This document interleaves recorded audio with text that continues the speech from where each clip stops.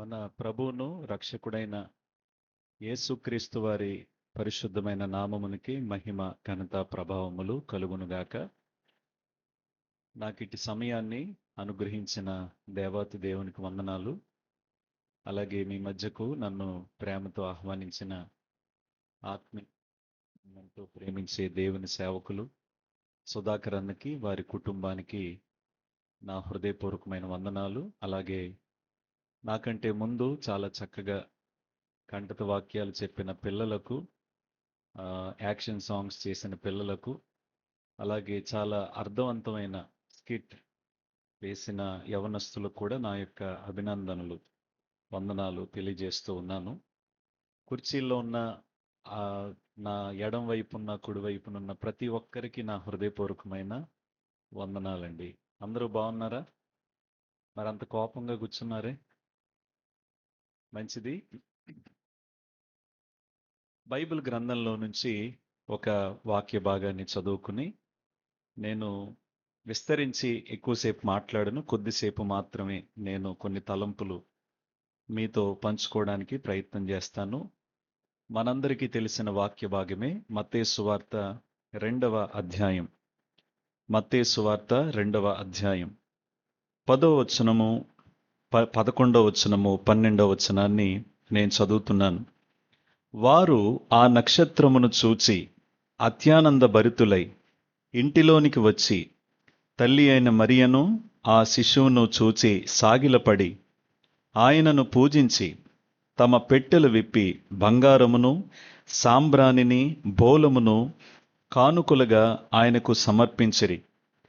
తరువాత హేరోదునొద్దకు వెళ్ళవద్దని స్వప్నమందు దేవుని చేత బోధింపబడిన వారై వారు మరి ఒక మార్గమున తమ దేశమునకు తిరిగి వెళ్ళిరి. ప్రియులారా,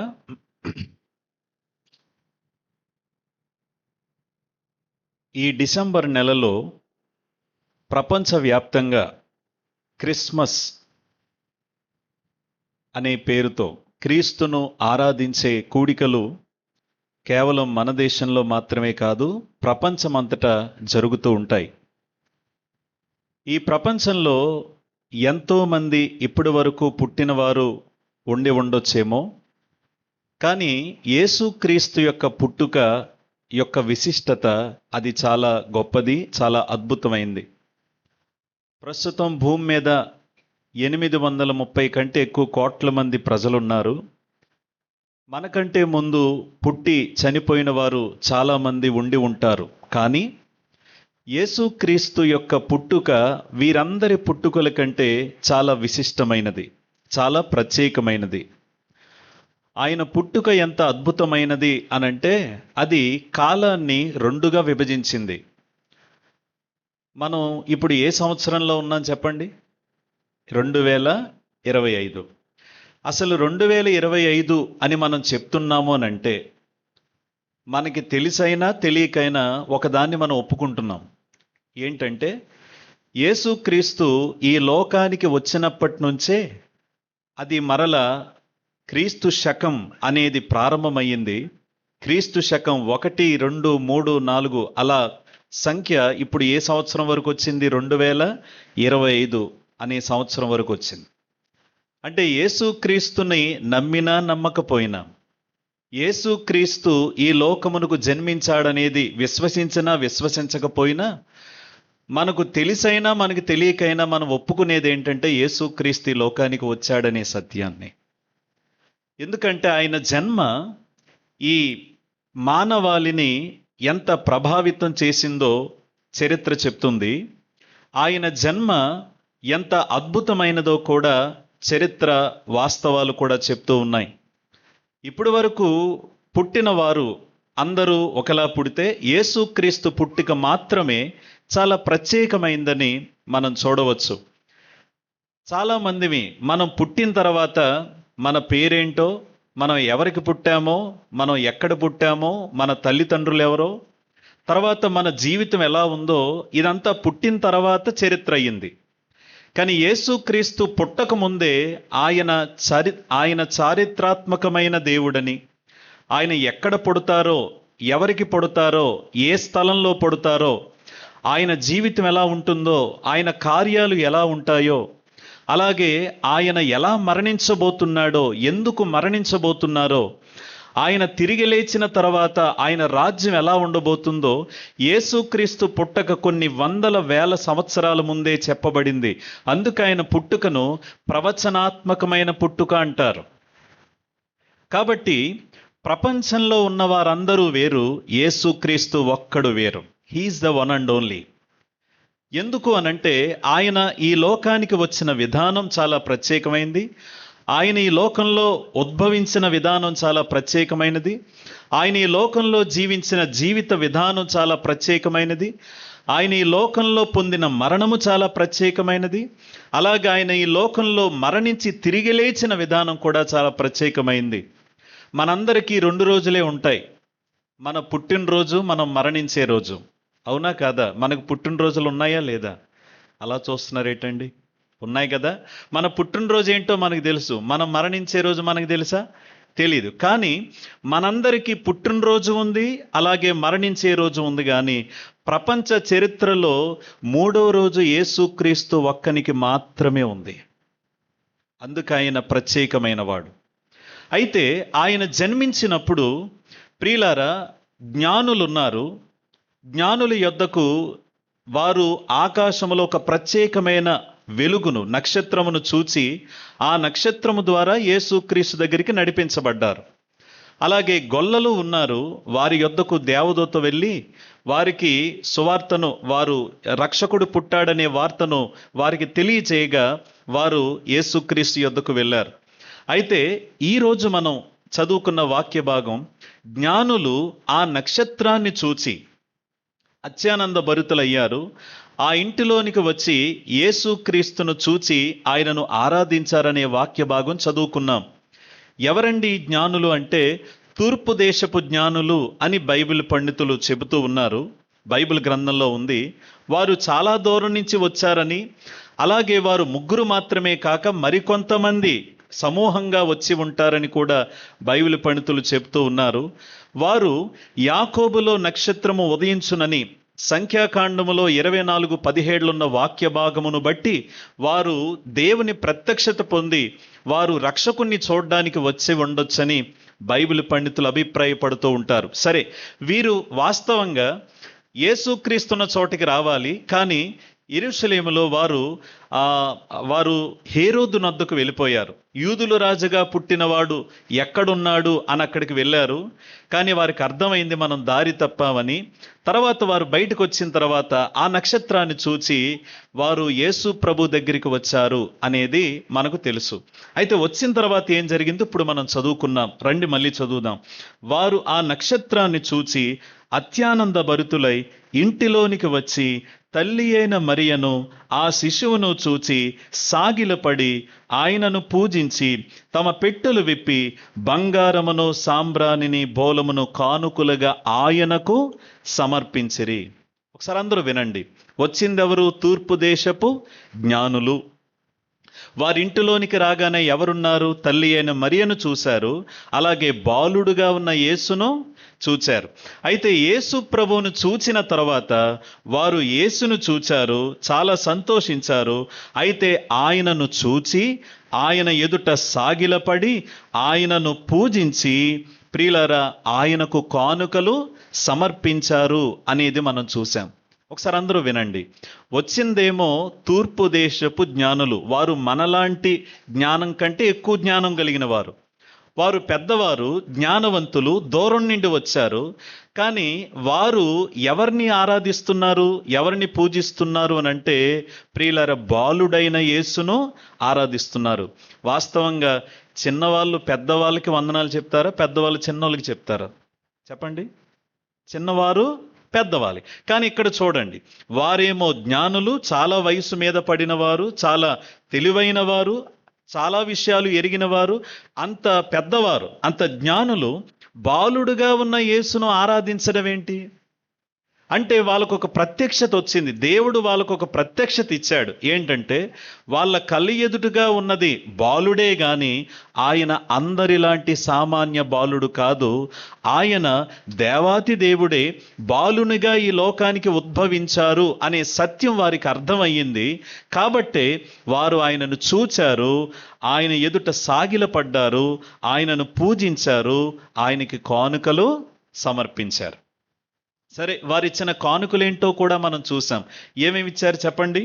బంగారము, సాంబ్రాణి, బోలం. పిల్లలు చెప్పండి మళ్ళీ, బంగారము, సాంబ్రాణి, బోలం. ప్రియులారా, బంగారమును, సాంబ్రాణిని, బోలమును ఆయనకు కానుకలుగా సమర్పించారు అనేది కూడా మనం చదివాం. బంగారము దేనికి సాదృశ్యము అనంటే ఆయన రాజరికానికి సాదృశ్యం. బంగారమును రాజులకు కానుకలుగా సమర్పించేవారు. బైబిల్లో కూడా మనం చూస్తే రాజులను దర్శించినప్పుడు కానుకలుగా వారు బంగారమును తీసుకుని వెళ్ళారు. ఇప్పుడు ఈ జ్ఞానులకు వచ్చిన ప్రత్యక్షత ఏంటంటే, ప్రభువా నీవు బాలుడుగానే ఉన్నావు, కానీ నీవు ఎవరు అంటే రాజాది రాజువు అనే విషయం వాళ్ళకి అర్థమైంది. ఎవరికి? జ్ఞానులకి. రెండోది, వారు ఏమి ఇచ్చారని చదివామండి? సాంబ్రాణి ఇచ్చారు.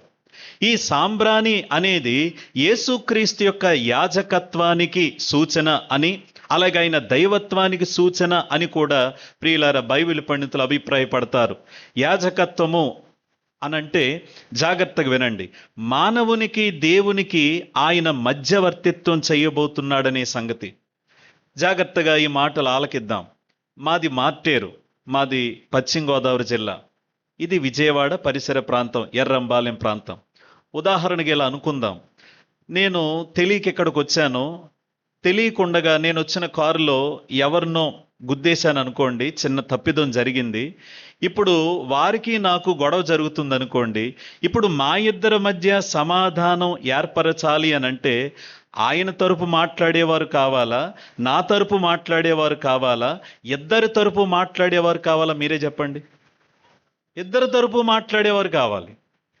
ఒకవేళ నా తరపే అనుకోండి, నా కోసం మాట్లాడడానికి ఆనంద్ గారు వస్తారు. ఒకవేళ ఇక్కడ తరపు ఉన్న వాళ్ళ కోసం మాట్లాడేవారు అనుకోండి, ఇక్కడున్న వాళ్ళు వస్తారు. కానీ వారికి నాకు సఖ్యతను ఏర్పరచాలంటే ఇద్దరికీ సమీపంగా ఉన్న వాళ్ళు అయి ఉండాలి. జాగ్రత్తగా వినండి. ఇప్పుడు మనం చేసిన పాపం బట్టి దేవునికి మానవునికి మధ్య అగాధం ఏర్పడింది. ఇప్పుడు దేవునికి మనకు సమాధానం ఏర్పడాలి అనంటే మనిద్దరికి, దేవునికి మానవునికి మధ్యవర్తిత్వ పని చేసేవారు కావాలి. కాబట్టి యేసుక్రీస్తు ఎవరు అనంటే ఆయన దేవునిగా ఈ లోకానికి వచ్చాడు, అలాగే మానవునిగా కూడా ఈ లోకానికి వచ్చాడు. ఫిలిప్పీలకు రాసిన పత్రిక 2వ అధ్యాయం 5వ వచనం నుండి 6వ వచనం నుంచి మనం చదవచ్చు. ఏమనంటే ఆయన దేవుని స్వరూపము కలిగిన వాడయుండి దేవునితో సమానముగా ఉండుట విడిచిపెట్టకూడని భాగ్యమని ఎంచుకొనలేదు, కానీ ఆయన మానవ పోలికగా దాసుని స్వరూపంలో వచ్చాడు. ఎందుకు అంటే మనలను తండ్రితో సమాధానపరచడానికి. ఆయన దేవాతి దేవుడు, 100% దేవుడు, అలాగే 100% కూడా మానవుడు. ఎందుకంటే దేవునికి మనకి సఖ్యతను ఏర్పరచడానికి వచ్చిన మధ్యవర్తిత్వపు పని చేయడానికి వచ్చిన యాజకుడు అనేది కూడా బైబిల్ చెప్తుంది. కాబట్టి వారు సాంబ్రాణిని ఇచ్చారు. తర్వాత మూడోది వారు ఏమి ఇచ్చారు చెప్పండి? బోలమునిచ్చారు. ఈ బోలం అనేది ఎవరైనా చనిపోయినప్పుడు అది ఉపయోగించే పదార్థంగా మనం చూడవచ్చు. అంటే యేసుక్రీస్తు మానవత్వానికి, అలాగే యేసుక్రీస్తు శ్రమలకు, ఆయన ఈ లోకములో మనందరి కొరకు, ఈ సర్వలోక మానవాలు చేసిన పాపము కొరకు ఆయన శ్రమ పొందబోతున్నాడు అనడానికి సాదృశ్యంగా కూడా వారు బోలమునిచ్చారు అనేది కూడా మనం అర్థం చేసుకోవచ్చు. ఇప్పుడు వారు ఇచ్చిన కానుకలేంటి చెప్పండి? బంగారము, సాంబ్రాణి, బోలము. అంటే దాని అర్థం ఏమిటంటే జ్ఞానులు చెప్తున్నారు, ప్రభువా నీవు బాలుడివే గాని నీవు రాజాది రాజువు. ప్రభువా నీవు బాలుడివే గాని నీవు మధ్యవర్తిత్వ పని చేయడానికి వచ్చిన మానవ రూపంలో ఉన్న దేవుడవు. ప్రభువా నీవు బాలుడవే గాని నీవు మా కొరకు మరణించబోతున్న రక్షకుడువు అనే ప్రత్యక్షత వారు పొందుకున్నారు. కాబట్టి వారు ఆ కానుకలు ఇచ్చారు, ఆయనను ఆరాధించారు, ఆయనను పూజించారు. మరలా దేవుని ద్వారా నడిపించబడి వారు తిరిగి తమ ప్రాంతాలకు వెళ్ళిపోయారు. ఇది మనందరికీ తెలుసు. అయితే ఈరోజు నేను చెప్పాలనుకుంటున్న 2 మాటలు ఏమిటంటే, ఎవరైతే ఆ యేసుక్రీస్తుని రాజుగాను, ఆ యేసుక్రీస్తుని దేవునిగాను, ఆ యేసుక్రీస్తుని రక్షకునిగాను నమ్మి ఆయన యందు ఎవరైతే విశ్వాసం ఉంచుతారో, ఆ విశ్వాసం ఉంచిన వారికి దేవుడిచ్చే బహుమానాలేంటో చెప్పాలనుకుంటున్నాను. ఇక్కడ కానుకలు జ్ఞానులు ఎవరికి ఇచ్చారు చెప్పండి? యేసు ప్రభుకి ఇచ్చారు. నేను ఏం చెప్పాలనుకుంటున్నానంటే, వారికి అర్థమైంది ఏమని? ఆయనే రాజాదిరాజని, ఆయనే యాజకత్వ పరిచర్య చేయడానికి వచ్చిన మానవ రూపంలో ఉన్న దేవుడని, ఆయనే మానవులందరి కొరకు శ్రమపడ్డానికి ఈ లోకానికి వచ్చిన రక్షకుడని అర్థం చేసుకున్నారు. ఆయనను చూచారు, సాగిలపడ్డారు, ఆరాధించారు. యేసు ప్రభువుకి కానుకలిచ్చి వారు తమ దారిని వెళ్ళిపోయారు. అయితే మనము కూడా ఆయనే దేవుడని, ఆయనే రక్షకుడని, ఆయనే రాజాది రాజని, ఆయనే ప్రభువులకు ప్రభువని మనము విశ్వసించి ఆయనను పూజించి ఆయనను మనము దేవునిగా అంగీకరించి ఆయనను ఆరాధించే వారమైతే వారికి ఆయనిచ్చే బహుమానాలు ఏంటో చెప్తాను. దేవుడిచ్చే బహుమానాలు. అయితే మానవులిచ్చే బహుమానాలకి దేవుడిచ్చే బహుమానాలకి కొన్ని వ్యత్యాసాలు ఉన్నాయి. మానవులు కూడా చాలా బహుమానాలు ఇస్తారు. అసలు మనకి గిఫ్ట్లు అంటే చాలా ఇష్టం కదండి. బహుమానాలంటే మనకి చాలా ఇష్టం. కానీ మానవులిచ్చే బహుమానాలకి దేవుడిచ్చే బహుమానాలకు ఉండే వ్యత్యాసం ఏంటంటే, మానవులిచ్చే బహుమానాలు కంటికి కనబడేవిస్తారు, కానీ దేవుడిచ్చే బహుమానాలు అవి కంటికి కనిపించవు. 2, మానవులిచ్చే బహుమానాలు చేతితో తాకగలిగేవిస్తారు, కానీ దేవుడిచ్చే బహుమానాలు చేతితో తాకలేమవి. 3, మానవులిచ్చే బహుమానాలు అవి ఎన్నాళ్ళుంటాయో ఎవరికీ తెలియదు, కానీ దేవుడిచ్చే బహుమానాలు అవి శాశ్వతంగా మనతోనే ఉంటాయి. కాబట్టి మానవులిచ్చే బహుమానాలు కాదు దేవుడిచ్చేవి. ఆయనిచ్చే బహుమానాలు చాలా ప్రత్యేకమైనవి. ఆయనిచ్చే బహుమానాలు నిత్యము ఉండేవి. ఆయనిచ్చే బహుమానాలు శాశ్వతం ఉండేవి.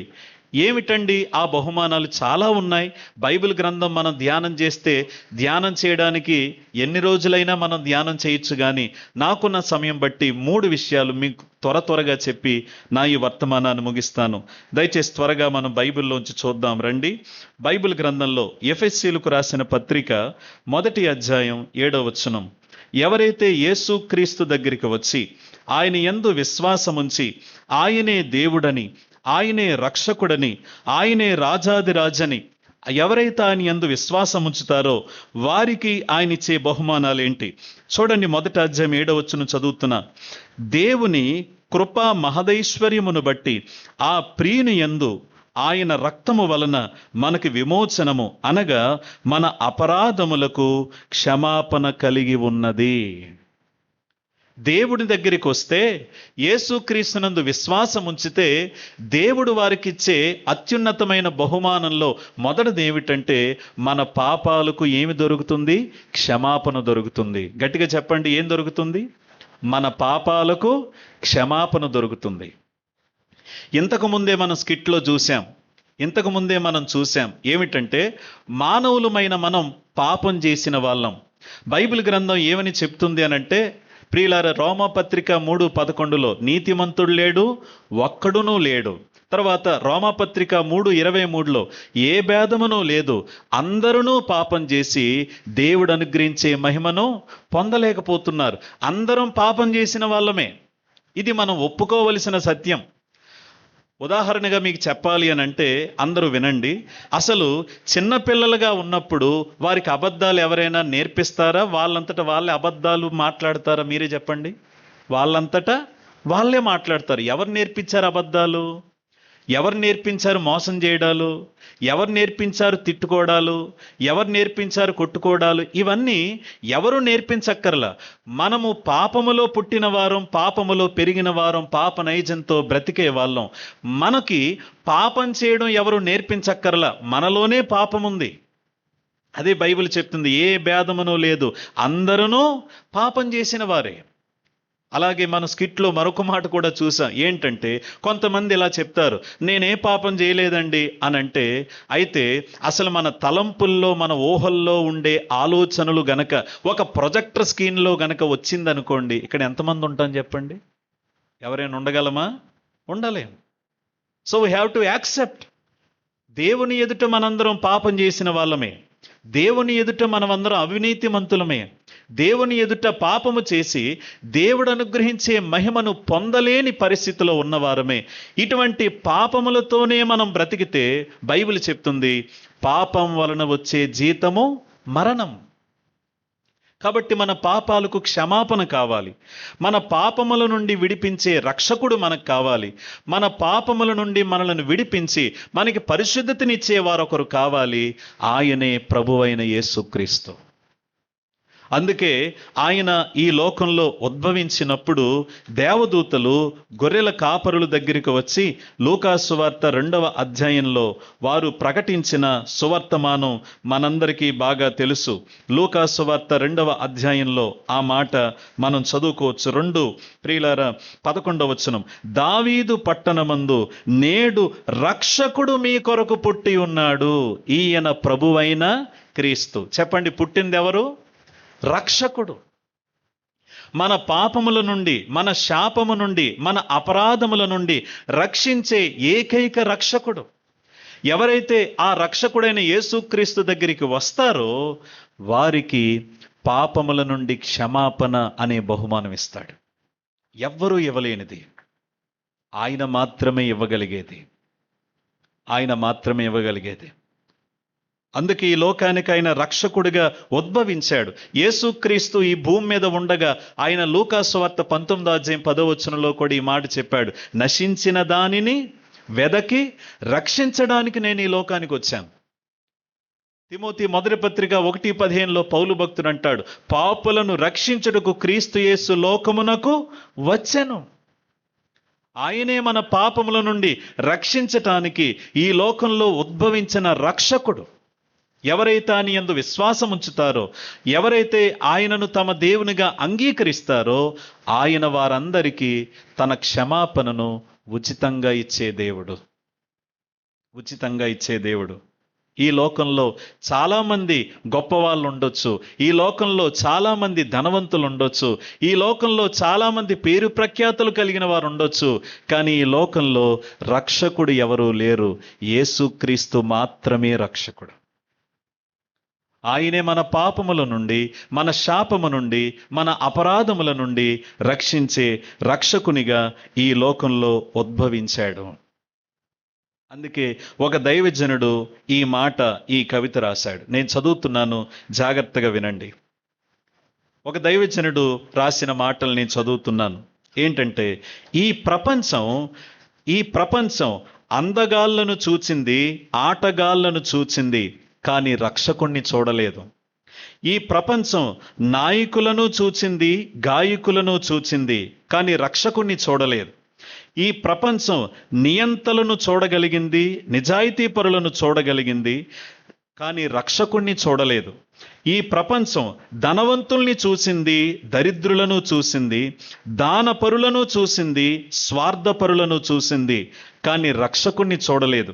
ఈ ప్రపంచం రాజులను చూడగలిగింది, చక్రవర్తులను చూడగలిగింది, వక్తలను చూడగలిగింది, ప్రవక్తలను చూడగలిగింది, కానీ రక్షకుణ్ణి మాత్రం చూడలేదు. ఈ ప్రపంచం తత్వవేత్తలను చూడగలిగింది, శాస్త్రవేత్తలను చూడగలిగింది, కానీ రక్షకుణ్ణి మాత్రం చూడలేదు. ఈ ప్రపంచం విలాసవంతులను చూడగలిగింది, విలాపవంతులను చూడగలిగింది, వైద్యులను చూడగలిగింది, వైవిధ్యాలను చూడగలిగింది, కానీ రక్షకుణ్ణి మాత్రం చూడలేదు. ఈ ప్రపంచంలో ఉన్న ఏకైక రక్షకుడు ప్రభువైన యేసుక్రీస్తు. ఆయనే రక్షకుడు. మన పాపాల నుండి, మన శాపముల నుండి, మన అపరాధముల నుండి రక్షించే రక్షకుడు యేసుక్రీస్తు. ఆయన దగ్గరికి వస్తే, ఆయనను రాజుగా నీవు అంగీకరించి, ఆయనను దేవునిగా నీవు విశ్వసించి, ఆయనను రక్షకునిగా నీవు అంగీకరిస్తే, ఆయన నీ పాపముల నుండి, నీ బంధకాల నుండి విడిపించే ఏకైక రక్షకుడు. అందుకే బైబిల్ గ్రంథంలో ఆయన జక్కయ్య అనే ఒక వ్యక్తి ఇంటికి వెళ్ళాడు. ఆయనకున్న పేరేంటంటే ఆ ఊరిలో చాలా డబ్బున్నవాడు, చాలా సంపన్నుడు, చాలా ఆస్తి సంపాదించాడు. కానీ ఆస్తి అయితే ఉంది కానీ మంచి పేరు లేదు. ఆయన ఇంటికి యేసు ప్రభు వెళతానని ఆయన వెళుతూ ఉంటే చూసిన వాళ్ళు కూడా ఈయన పాపిష్టోడింటికి వెళ్తున్నాడేంటి అని కూడా నిందించారు. అయితే అటువంటి జక్కయ్య, ప్రియులారా, ఇలా సుధాకరన్ ఇలా అంటూ ఉంటారు, జక్కయ్య జలగయ్య లాంటోడు. జలగ ఏం చేస్తూ ఉంటుంది? లాగేస్తూ ఉంటుంది. అలాగే జక్కయ్య కూడా అందరి దగ్గర డబ్బులు లాగేసి తాను మోసం చేసి సంపాదించే ఒక జలగయ్యలా బతికినవాడు. కానీ ఎప్పుడైతే యేసు ప్రభు తన ఇంటికి వెళ్ళాడో ఆ ఇంటికి ఏమొచ్చింది చెప్పండి? రక్షణ. జక్కయ్య దగ్గర డబ్బు ఉంది, జక్కయ్య దగ్గర సుఖం ఉంది, అన్నీ ఉన్నాయి, కానీ తన ఆత్మకేమీ లేదు, రక్షణ లేదు. కానీ యేసు ఎప్పుడు వెళ్ళాడో అప్పుడు ఆ వెలుగుమయమైన యేసుతో ఈ చీకటిలో ఉన్న, ఇతనిలో ఉన్న చీకటిని ఆయన బయలుపరిచినప్పుడు ఆయనకి దేవుడు రక్షణను అనుగ్రహించాడు. కాబట్టి మనం అర్థం చేసుకుందాం, ఈ లోకంలో మనకి ఏదైనా ఉండొచ్చు, డబ్బు ఉండొచ్చు, పేరు ఉండొచ్చు, ప్రఖ్యాతులు ఉండొచ్చు, అందం ఉండొచ్చు, కానీ అది ఎన్నాళ్ళు ఉంటుందో ఎవరికి తెలియదు. ప్రియులారా, మనకు ఎంత ఉన్నా రక్షణ లేకపోతే ఎంత ఉన్నా సున్నాయే, ఎంత ఉన్నా ప్రయోజనం లేదు. కాబట్టి ఆయన మనకిచ్చే బహుమానం మన పాపముల నుండి, మన శాపముల నుండి మనలను విడిపించే రక్షణను ఆయన మనకు అనుగ్రహిస్తాడు. ఇది మొదటిది. రెండోది ఏంటో త్వరగా చెప్తాను. యోహాను సువార్త 1వ అధ్యాయం, యోహాను సువార్త 1వ అధ్యాయం, ప్రియులారా చదువుతున్నాను, 12వ వచనం. తన్ను ఎందరు అంగీకరించురో వారందరికీ, అనగా తన నామమునందు విశ్వాసముంచిన వారికి దేవుని పిల్లలగుటకు ఆయన అధికారము అనుగ్రహించెను.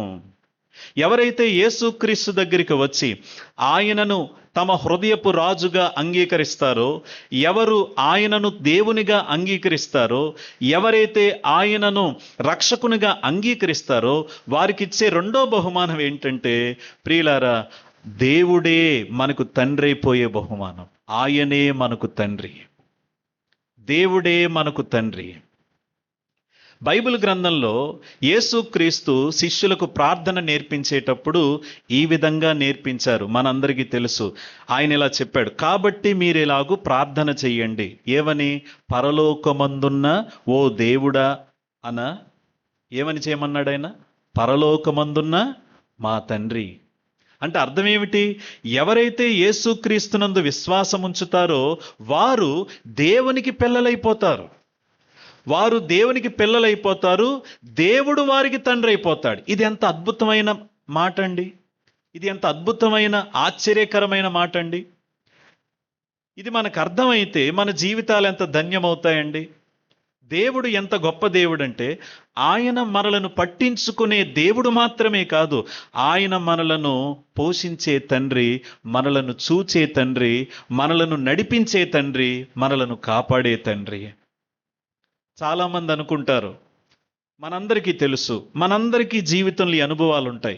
ఏంటి అనుభవాలంటే, మనం ఎంతో మందిని ప్రేమిస్తాం, మనం ఎంతో మందికి సహాయం చేస్తాం, మనం ఎంతో మందిని చాలా చక్కగా చూస్తాం, కానీ అవతల నుండి అటువంటి పరిస్థితి మనకు ఎదురు రాదు. మనం ప్రేమిస్తాం, వాళ్ళు మనల్ని ద్వేషిస్తారు. మనం వాళ్ళకి మంచి చేయాలనుకుంటాం, కానీ మనకి ఏమి ఎదురవుద్ది? చెడు ఎదురవుద్ది. మనకి ఏదైనా కష్టం వస్తే వారు నిలబడతారు అనుకుంటాం, కానీ వారు నిలబడతారో లేదో కూడా మనకు తెలియదు. ఇటువంటి పరిస్థితుల్లో ఎటు చూసిన మోసం, ఎటు చూసిన అక్రమం, ఎటు చూసిన ద్వేషం, ఎటు చూసిన పగ, ఎటు చూసిన ఇటువంటి కాఠిన్యంతో నిండిపోయిన ఈ లోకంలో యేసుక్రీస్తు దగ్గరికి నీవు వస్తే నీ బాధను అర్థం చేసుకునే తండ్రిగా ఆయన ఉంటాడు. చాలామంది ఇలాంటి పరిస్థితుల్లో ఉండే ఉంటారు. ఏంటంటే, కొన్ని పరిస్థితులు మనకి ఎలా ఉంటాయంటే మన కష్టం ఎవరికి చెప్పుకోవాలో కూడా తెలియదు. కానీ ఒక అద్భుతమైన మాట ఏంటంటే, మనం యేసుక్రీస్తు దగ్గరికి వచ్చి ఆయనను మన సొంత రక్షకునిగా అంగీకరిస్తే నీకు ఏ కష్టం వచ్చినా, ఏ సమయంలో వచ్చినా నీ కష్టాన్ని వినే తండ్రి నీకుంటాడు. బైబిల్లో యేసు ప్రభు అదే చెప్పారు, నీవు ప్రార్థన చేయనప్పుడు గదిలోనికి వెళ్ళి తలుపు వేసి రహస్యమందు చూచే నీ తండ్రికి ప్రార్థన చేయము. దేవునికి అని లేదు, ఏమనుంది చెప్పండి? నీ తండ్రి. ఆ తండ్రికి ఏ సమయంలోనే వెళ్ళొచ్చు, ఏ బాధ అయినా చెప్పొచ్చు, ఏ పరిస్థితి అయినా చెప్పొచ్చు. ఎందుకంటే ఆయన నీకు తండ్రి, దేవుడే నీకు తండ్రి. ఇది రెండవ బహుమానం. మొదటిది ఏమిటండి? మన పాపముల నుండి క్షమాపణ. రెండవ బహుమానం ఏంటండి? దేవుడే మనకు తండ్రి. మూడవ మాట ఏంటో చెప్తాను. యోహాను సువార్త 10వ అధ్యాయం. యోహాను సువార్త 10వ అధ్యాయం. ప్రియులారా, నేను చదువుతున్నాను, చూడండి. 11వ వచనం చదువుతున్నాను. నేను గొర్రెలకు మంచి కాపరిని. యేసు ప్రభు తనను వెంబడించే వారి కోసం చెప్తున్న మాట ఏంటో చెప్పనా? నన్ను వెంబడించే గొర్రెలున్నాయే, వాటికి నేను మంచి కాపరిని. ఏమండి, కాపరి ఏం చేస్తాడు? గొర్రెలను పోషిస్తాడు, గొర్రెలను నడిపిస్తాడు. గొర్రెలకు ఏమేమి కావాలో, ఏ ఏ పరిస్థితుల్లో ఏమేమి అవసరమో అన్నీ చూసుకునే బాధ్యత ఎవరు చెప్పండి? కాపరిది. యేసుక్రీస్తు ఎంత మంచి దేవుడంటే, ఆయన దగ్గరకు వచ్చి ఆయన యందు విశ్వాసం ఉంచి ఆయనను మనం దేవునిగా అంగీకరించి రక్షకునిగా ఆయనను అంగీకరిస్తే ఆయనే మనకు కాపరవుతాడు. ఆయనే మన జీవితముకు ఆయన కాపరిగా ఉండి మనల్ని నడిపిస్తాడు. అందరూ వినాలి. మిమ్మల్ని ప్రశ్న అడగాలనుకుంటున్నాను. 2025 సంవత్సరం జనవరి 1వ తారీఖున ఎంతమంది ఇలా అనుకుని ఉంటారు?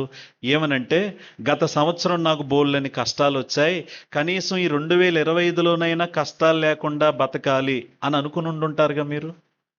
అలా చూస్తున్నారేటండి? మన జీవితం ఆశాజనకమైంది, మనం ఆశపడుతూ ఉంటాం.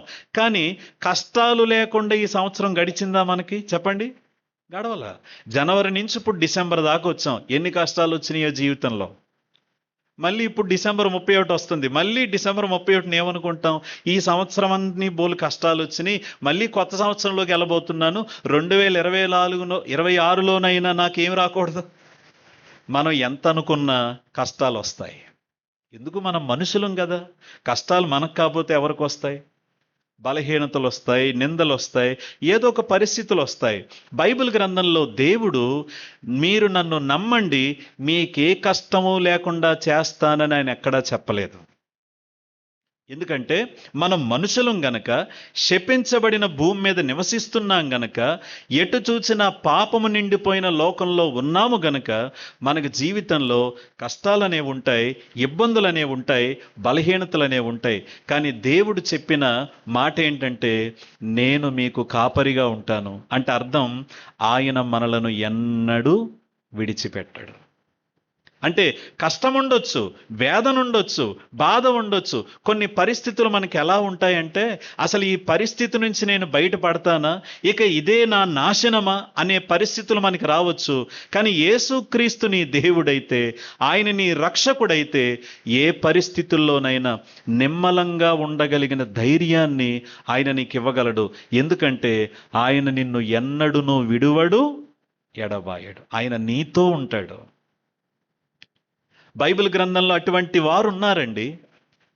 బైబిల్ గ్రంథంలో ప్రియులారా, ఒక భక్తుడు, ఆయన పేరు అపోస్తలుడైన పౌలు. ఆయన చెరసాల్లో ఉన్నాడు. చాలా వేదనలో ఉండవలసిన పరిస్థితుల్లో ఆయన ఫిలిప్పీ పత్రిక రాస్తూ పదే పదే ఒక మాట అంటాడు, ఎల్లప్పుడూ ప్రభువునందు ఆనందించండి, మరలా చెప్పుదును ఆనందించండి. ఒక మాట, ఆయన ఏ తప్పు చేయలేదు, ఆయన ఎవరికి ఏ తప్పు చేయలేదు, కేవలము యేసుక్రీస్తు సువార్తను మాత్రమే ప్రకటించాడు. ఆ మాటకు ఆయనను చెరసాల్లో వేశారు. అలా అయినప్పటికీ ఆయన దుఃఖం లేదు, ఆయన కంగారు లేదు. ఆయనకి హృదయంలో ఏముంది చెప్పండి? ఆనందం. ఎక్కడి నుంచి వచ్చింది ఆనందం? ఎవరిచ్చారు ఈ ఆనందం?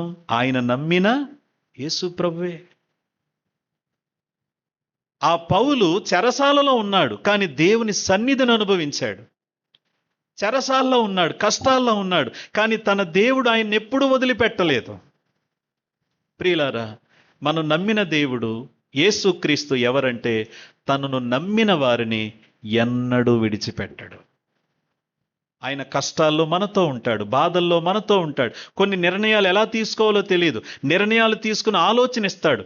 మనందరికీ బాగా తెలుసు కదండి ప్రియులారా, యెషయా గ్రంథం 9వ అధ్యాయం 6వ వచనం ఏంటో చెప్పండి.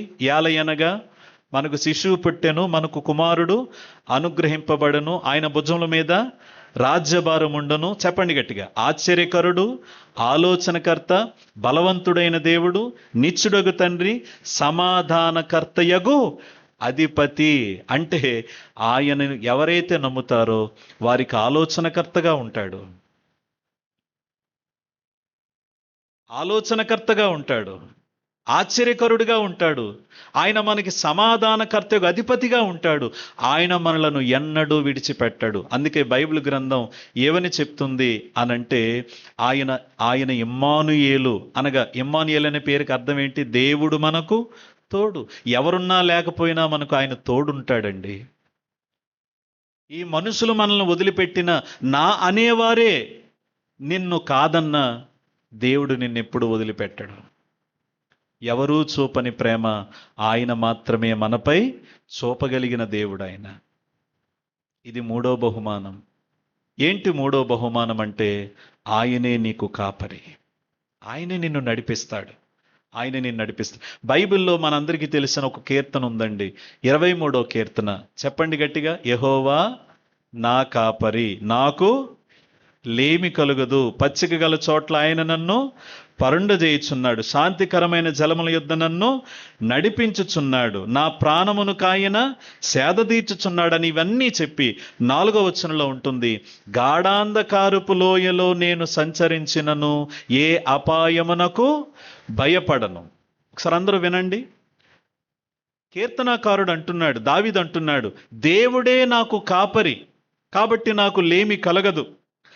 ఆయన నన్ను పచ్చిక గల చోట్ల పరుండజేసే దేవుడు, శాంతికరమైన జలముల యొద్ద నడిపించే దేవుడు, నా ప్రాణానికి సేద తీరుస్తున్నాడు, నీతి మార్గంలో నన్ను నడిపిస్తున్నాడు. ఇప్పటి వరకు బాగానే ఉంది. కానీ ఆయన జీవితంలో గాఢాంధకారపులో ఇలాంటి పరిస్థితులు కూడా వచ్చాయి. గాఢాంధకారపులో ఇలాంటి పరిస్థితులు రాలేదని చెప్పలా, వచ్చాయి. కానీ ఆ గాఢాంధకారపు లోయలో నేను సంచరించినను ఏ అపాయమునకు భయపడను, ఎందుకంటే నీవు నాకు తోడయ్యుందువు. నీవు నాకు అంటే అటువంటి పరిస్థితులు దేవుడు అనుమతించినప్పటికీ దావీదును ఆయన ఎప్పుడైనా వదిలిపెట్టాడా? వదిలిపెట్టలా. అలాగే ఆయన మనల్ని ఎన్నడూ వదిలిపెట్టడండి. ఆయన మన రక్షకుడైతే, ఆయన మన దేవుడైతే. ఇది 3వ బహుమానం. చివరిది 4వ మాట చెప్పి నేను ముగించాలనుకుంటున్నాను. ప్రియులారా, బైబిల్ గ్రంథం తెరిచి రోమాపత్రిక మనం చూద్దాం. రోమాపత్రికను తెరవండి. 6వ అధ్యాయం 23వ వచనం చూడండి. రోమాపత్రిక 6వ అధ్యాయం 23వ వచనాన్ని నేను చదువుతున్నాను. ఏలయనగా పాపము వలన వచ్చు జీతము మరణము, అయితే దేవుని కృపావరము మన ప్రభువైన క్రీస్తు యేసునందు నిత్య జీవము. చెప్పండి, ఏ జీవమండి? నిత్య జీవం. అసలు యేసుక్రీస్తు ఈ లోకానికి వచ్చి సిలువలో మరణించి తిరిగి లేచింది ఎందుకంటే, నరకానికి వెళ్ళాల్సిన మనకు ఏమివ్వడానికండి? నిత్య జీవం ఇవ్వడానికి. మనం చూడకుండా చెప్పగలం. సండే స్కూల్ పిల్లలు కూడా చెప్పారు. యోహాను సువార్త 3:16 చెప్పండి. దేవుడు లోకమును ఎంతో ప్రేమించెను, కాగా ఆయన తన అద్వితీయ కుమారునిగా పుట్టిన వాని యందు అనగా యేసుక్రీస్తునందు విశ్వాసముంచు ప్రతివాడు నశింపక నిత్య జీవము పొందునట్లు ఆయనను అనుగ్రహించెను. అంటే యేసుక్రీస్తునందు విశ్వాసం ఉంచితే ఇక మనకు నిత్యము ఆయనతో ఉండే భాగ్యమే. చాలా మందికి ఆశ ఉంటుంది, నేను మరణించిన తర్వాత స్వర్గం వెళ్ళాలి, నేను మరణించిన తర్వాత దేవునితో ఉండాలి, నేను మరణించిన తర్వాత నా ఆత్మ పాతాళానికి వెళ్ళకూడదు, నా ఆత్మ నరకానికి వెళ్ళకూడదు, నా ఆత్మ బాధపడే స్థలానికి వెళ్ళకూడదు, నా ఆత్మ దేవుని దగ్గరికి వెళ్ళాలి అనే కోరిక చాలా మందికి ఉంటుంది. ఇంకొంతమంది ఎలా ఆలోచిస్తారంటే, అసలు చచ్చిపోయిన తర్వాత ఏమవుద్దో ఎవరికి తెలుసు అంటారు. ఇది విచిత్రంగా ఉంటుంది.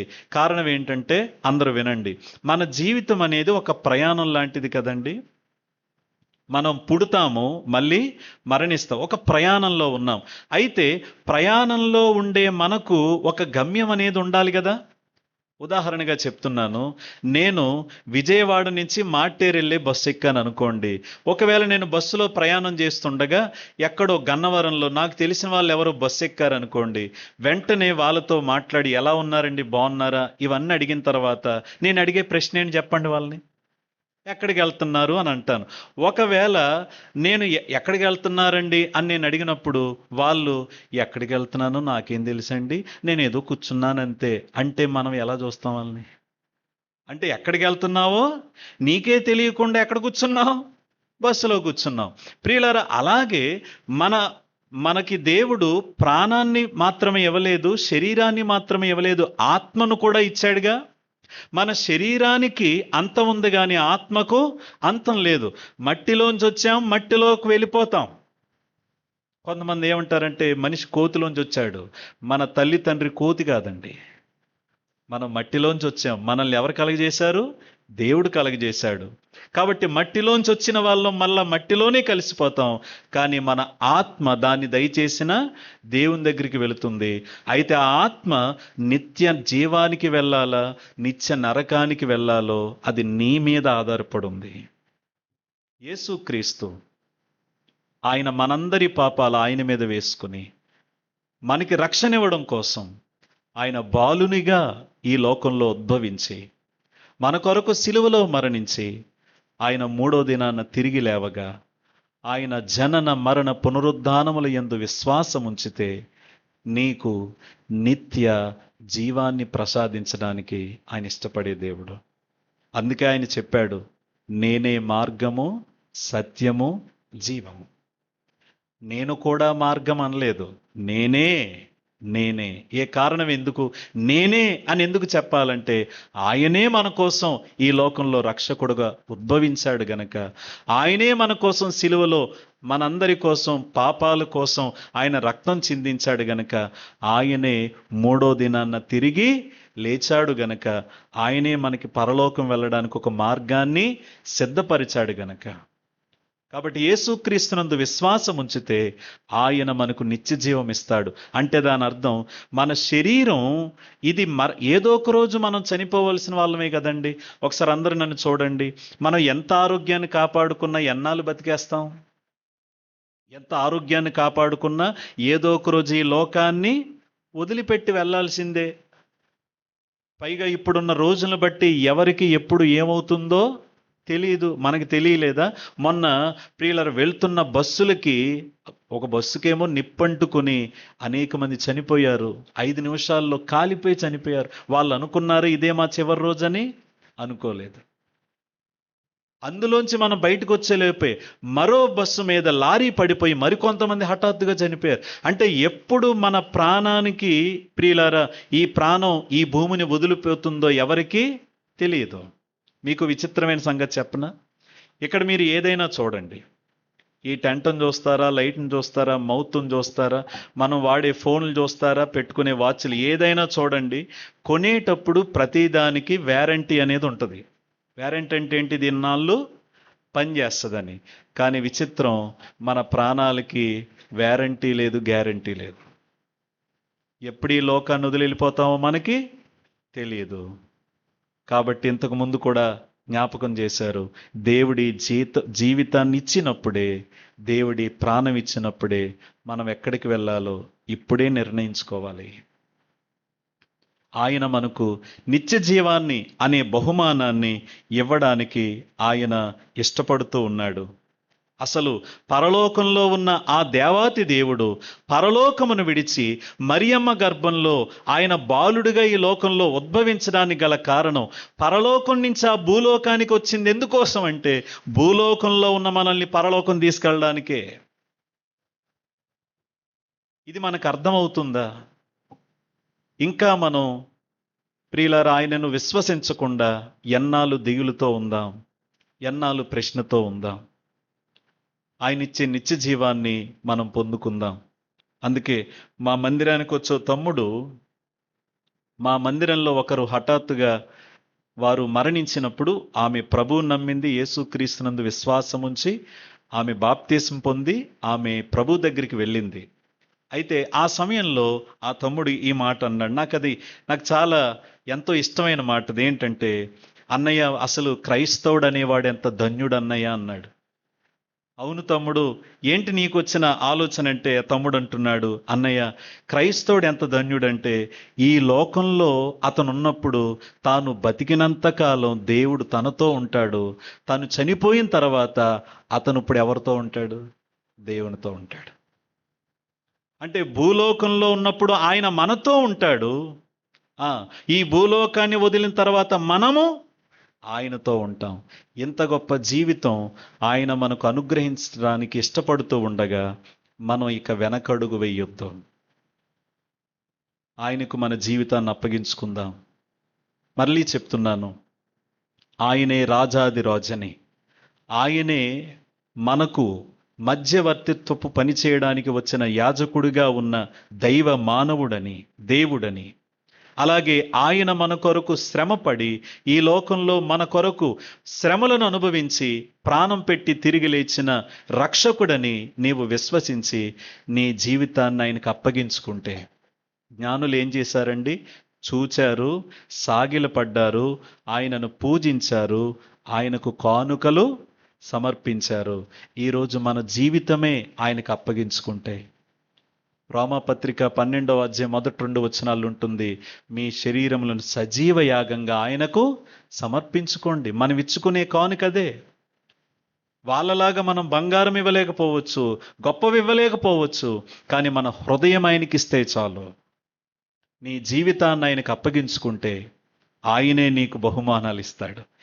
ఇవి ఎవరు మన చేతుల్లో నుంచి దొంగలించరు. ఇవి ఎప్పటికీ నాశనం కావు. ఆయనిచ్చే రక్షణ, ఆయనిచ్చే క్షమాపణ, అలాగే ఆయన మనకు తండ్రిగా ఉండడం, ఆయన మనకు కాపరిగా ఉండి నడిపించటం, అలాగే మనం మరణించిన తర్వాత మనల్ని పరలోకానికి తీసుకుని వెళ్ళడం, ఇంత గొప్ప బహుమానాలు ఆయన మనకివ్వడానికి ఇష్టపడుతుండగా ఇక మనం ఎందుకు ఆలోచించాలి? చివరిగా ఓ మాట చెప్తాను. యేసుక్రీస్తు పుట్టారు అనే సంగతి కేవలం జ్ఞానులకే తెలియలేదు. అంతకుముందు మనం చదివితే రాజైన హేరోదుకు తెలిసింది, అలాగే అక్కడున్న శాస్త్రులకు కూడా తెలిసింది. ప్రతి క్రిస్మస్లో ఇలాంటి మనుషులు ఉంటారు. ఎలాంటి వారంటే హేరోదు లాంటి వాళ్ళు ఉంటారు. హేరోదు లాంటి వాళ్ళు ఎలాంటి వాళ్ళు అంటే, యూదుల రాజుగా పుట్టినవాడు ఎక్కడున్నాడు అనే ప్రశ్నతో జ్ఞానులు రాగా శాస్త్రుల్ని పిలిపించుకుని వీళ్ళేదో చెప్తున్నారు, ఏంటి అర్థమని చెప్పినప్పుడు వాళ్ళు చెప్పారు, బెత్లెహేములో ఆయన ఉద్భవించబోతున్నాడని సత్యం ఆ హేరోదుకు తెలిసిన హేరోదు అతను ఏమనుకున్నాడంటే రక్షకుణ్ణి తృణీకరించాడు. ఈయనతో నాకు పని లేదు, ఈయనతో నాకు పని లేదు. క్రిస్మస్లో ఇలాంటి వారు ఉంటారు. ఏంటంటే దేవుడెవరో తెలిసిన, ఆయన రక్షకుడని తెలిసిన ఆయన తృణీకరించేవారు. రెండో వారు ఎవరంటే శాస్త్రులు. వీళ్ళకి బైబిల్లో ఏముందో తెలుసు, గ్రంథాల్లో ఏముందో తెలుసు, రక్షకుడు ఎక్కడ పుడతారో వాళ్ళకి తెలుసు. కానీ దూరం నుంచి, తూర్పు దేశపు జ్ఞానులు దూరం నుంచి వచ్చారని వాళ్ళకి తెలిసినా కూడా దగ్గరగా ఉన్న వారు వెరలేకపోయారు. అంటే వారు నిర్లక్ష్యం చేశారు. అతనేమో తృణీకరించాడు, వీళ్ళేం చేశారు? నిర్లక్ష్యం చేశారు. మనం వెళ్ళక్కర్లేదులే, మనకు అక్కర్లేదులే, ఈరోజు కాకపోతే రేపులే అన్నట్టు వారు నిర్లక్ష్యం చేశారు, వెళ్ళలేకపోయారు, తమ హృదయాలను కఠినం చేసుకున్నారు. కానీ జ్ఞానులు చూడండి, వాళ్ళు నక్షత్రం ద్వారా నడిపించబడ్డారు, ఆ ఇంటిలోకి వెళ్ళారు, బాలుడిగా ఉన్న యేసును చూచారు, ఆయనను ఆరాధించారు, సంతోషముతో తిరిగి వెళ్ళారు. ఈరోజు మనం ఈ వాక్యం విన్న తర్వాత హేరోదులాగా ఉండాలా, లేకపోతే శాస్త్రులా ఉండాలా, లేక జ్ఞానులుగా ఉండి ధన్యులం అవ్వాలా? అది మన చేతుల్లోనే ఉంది.